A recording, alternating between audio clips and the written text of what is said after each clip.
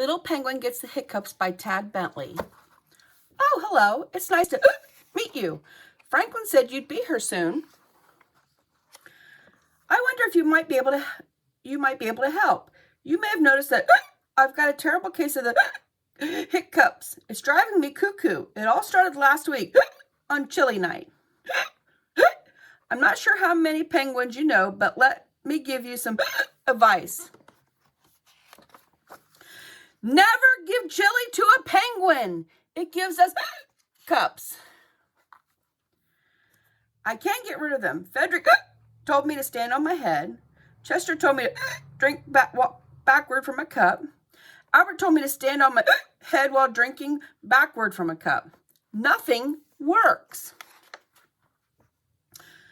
But Franklin has given me a new idea, and I need your help. Apparently, giving someone a good scare is the surest, bestest way to cure hiccups. So you need to scare me. But I really don't like being scared, so be nice. You're going to say boo on 3. Ready? 1, 2, 3, boo!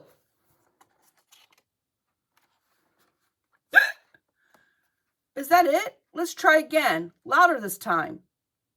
1, 2, 3. Boo!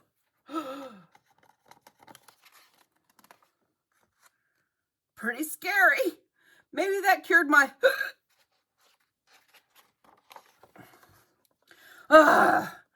Will I have the hiccups forever?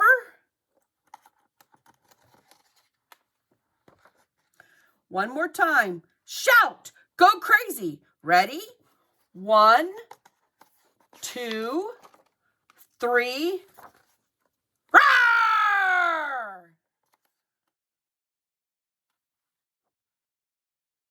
Franklin, what on earth are you doing?